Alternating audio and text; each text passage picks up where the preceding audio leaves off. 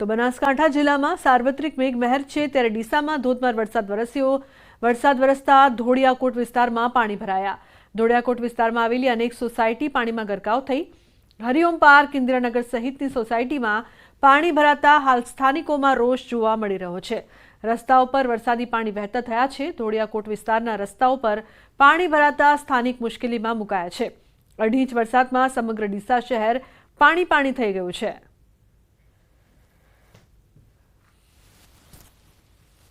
અમારા છોકરાનું સ્કૂલ કેવી રીતે મૂકવા, શાકભાજી બીજું અહીંયા બહુ તકલીફ પડે છે અને અહીંયા પાણીનો કોઈ નિકાલ જ નથી।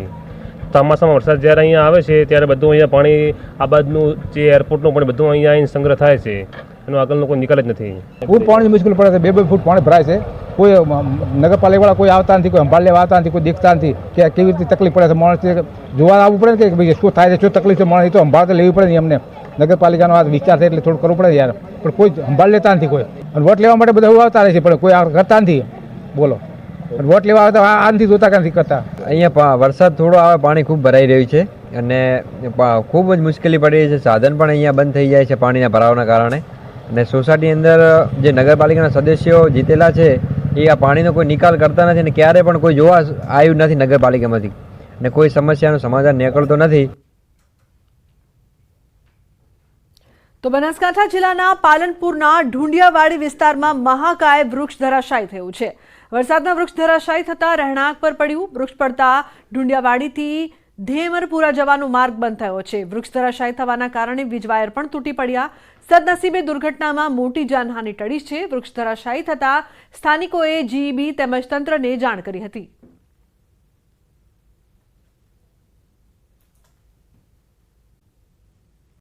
તો છોટાઉદેપુર જિલ્લાની જીવાદોરી ઓરસંગ નદી બે કાંઠે વહેતી થઈ છે। છોટાઉદેપુર નજીક આવેલ ચેક ડેમ થયો છે ઓવરફ્લો।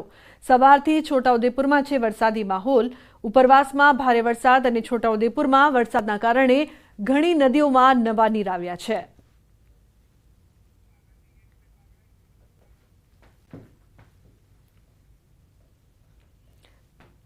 તો જે પ્રકારના દ્રશ્યો અહીંયા સામે આવી રહ્યા છે, સતત વરસાદની વચ્ચે તાપી જિલ્લામાં ધોધમાર વરસાદ વરસ્યો છે। ઉપરવાસમાં ભારે વરસાદના કારણે તાપીના ઉકાઈ ડેમમાં પાણીની આવકમાં વધારો થયો છે। ઉકાઈ ડેમમાં હાલ 91,396 ક્યુસેક પાણીની આવક નોંધાઈ છે। ઉકાઈ ડેમની જળ સપાટી 335.7 ફૂટ પહોંચી છે। હાલ ડેમના 22 દરવાજા પૈકી 8 દરવાજા 4 ફૂટ સુધી ખોલવામાં આવ્યા છે। 75,508 ક્યુસેક પાણી તાપી નદીમાં છોડાઈ રહ્યું છે। મહારાષ્ટ્રના હથનુર પ્રકાશા ડેમના દરવાજા ખોલાતા ઉકાઈ ડેમમાં પાણીની આવકમાં સતત વધારો થઈ રહ્યો છે।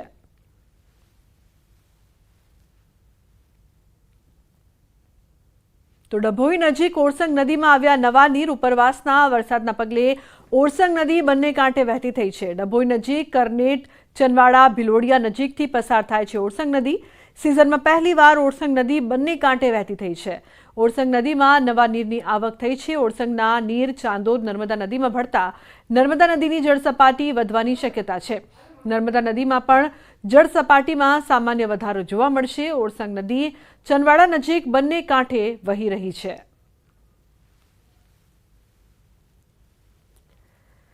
તો બીજી તરફ દક્ષિણ ગુજરાતની જીવાદોરી સમાન ઉકાઈ ડેમના કેચમેન્ટ વિસ્તારમાં તેમજ મહારાષ્ટ્ર અને મધ્યપ્રદેશમાં ભારે વરસાદને પગલે તાપી નદી બે કાંઠે વહેતી થઈ છે। ડેમનું રૂલ લેવલ 335 મેન્ટેન કરવા હાલ ડેમમાંથી 8 દરવાજા 4 ફૂટ સુધી ખોલીને પાણી તાપી નદીમાં છોડાઈ રહ્યું છે, જેને પગલે તાપી નદીમાં પાણીની આવક વધતા બારડોલી તાલુકાના હરિપુરા કોઝવે સિઝનમાં ત્રીજી વખત પાણીમાં ગરકાવ થઈ ગયો છે। હરિપુરા પાણીમાં ગરકાવ થતા બારડોલી મુખ્ય મથકની સામે આવેલા 15 થી 17 ગામડાઓને સીધી અસર થઈ છે। સામે પારના 15 થી 17 ગામોને બારડોલી આવવા માટે 25 કિલોમીટરનો ચક્રાવો ભરવાની નોબત આવી છે। હરિપુરા કોઝવે પર પાણી ફરી વળતા વહીવટી તંત્રએ કોઝવેને બંધ કરી દીધો છે। દક્ષિણ ગુજરાતની જીવાદોરી સમાન ઉકાઈ ડેમની પૂર્ણતઃ સપાટી 345 ફૂટ। હાલ ઉકાઈ ડેમનું રૂલ લેવલ 332 મેન્ટેન કરવા માટે ઉકાઈ ડેમની અંદર જે પાણીનો આવરો વધી રહ્યો છે 8 ક્યુસેક ઉકાઈ ડેમના 8 દરવાજા 4 ફૂટ ખોલી તાપી નદીની અંદર આજે પાણી જે ધસમસતો પ્રવાહ જોઈ રહ્યા છો। ખાસ કરીને આ તાપી નદી પર આવેલ કાંકરાપાર ડેમ જેની પૂર્ણતા સપાટી 160 ફૂટ, તેની ઉપર 164.7 એટલે કે 4.7 ફૂટથી ઓવરફ્લો થઈ રહ્યો છે, જેને પગલે હાલ તાપી નદીની અંદર ધસમસતો પ્રવાહ જોઈ શકાય છે. અને ખાસ કરીને આજે બારડોલીનો જે હરિપુરા કોઝવે છે, સિઝનની અંદર ત્રીજી વખત પાણીમાં ગરકાવ થવા પામ્યો છે. અને આ દ્રશ્ય તમે જોઈ શકો છો કે આ જે હરિપુરા કોઝવે પાણીમાં ગરકાવ થતા આ સામે પર આવેલ 15 થી 17 જેટલા ગામોને બારડોલી સાથે સીધો સંપર્ક કપાવવા પામ્યો છે. અને હાલ નોકરિયાત વર્ગ તેમજ વિદ્યાર્થીઓને પણ આ હાલાકી વેઠવાનો વારો આવ્યો છે. અને સામે પાર રહેતા જે લોકો છે એઓને જો બારડોલી મુખ્ય મથકે આવવું હોય તો 25 થી 20 કિલોમીટરનો ચક્રાવો ફરીને આવવાની નોબત ઊભી થવા પામી છે. અને ખાસ કરીને આ દ્રશ્ય જોઈ શકો છો કે હરિપુરા કોઝવે સિઝનની અંદર ત્રીજી વખત જે પાણીમાં ગરકાવ થવા પામ્યો છે. અને હાલ ઉકાઈ ડેમની અંદરથી સતત પાણી છોડાઈ રહેતા તાપી નદી પણ બે કાંઠે જોવા મળી રહી છે. અને તો તાપી નદી બે કાંઠે જોતા ખેડૂતોમાં પણ ખુશીનો માહોલ જોવા મળી રહ્યો છે. કેમેરામેન સ્મિત રાઠોડ સાથે કેતન પટેલ, ન્યૂઝ 18 ગુજરાતી, બારડોલી. તો અરવલ્લી જિલ્લામાં સાર્વત્રિક વરસાદથી નદીઓમાં નવા નીર. મોડાસાની માજુમ નદીમાં આવ્યા નવા નીર. મોડાસા અને ગ્રામ્ય વિસ્તારોમાં પડ્યો છે ધોધમાર વરસાદ. સિઝનમાં પહેલીવાર માજુમ નદીમાં નવા નીર આવ્યા છે. નદીમાં નવા નીર આવતા બોરકુવામાં પાણીનું સ્તર વધ્યું છે.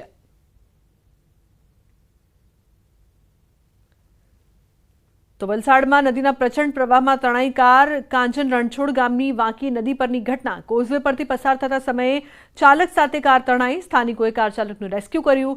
ટ્રેક્ટરથી કારને બહાર કાઢવાનો પ્રયાસ કરવામાં આવ્યો હતો, જોકે પાણીનો પ્રવાહ વધુ હોવાથી કાર નદીમાં તણાઈ ગઈ.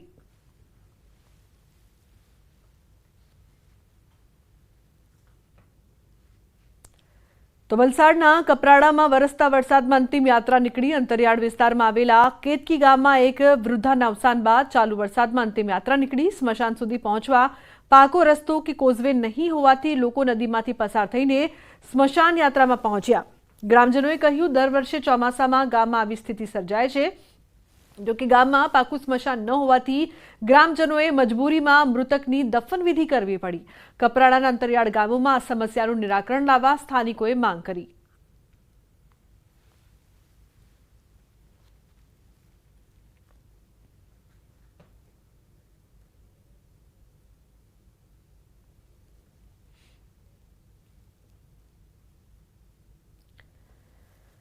તો રસ્તાના અભાવે લોકો અહીં કઈ રીતે પરેશાનીનો સામનો કર્યા છે. એક તરફ નદીમાંથી અંતિમ યાત્રા નીકળી વલસાડના દ્રશ્યો, તો બીજી તરફ વલસાડમાં કાર ફસાઈ ગઈ હતી અને વ્યક્તિનો આબાદ બચાવ થયો, પરંતુ કાર નદીમાં તણાઈ ગઈ હતી. બંને દ્રશ્યો વલસાડના છે.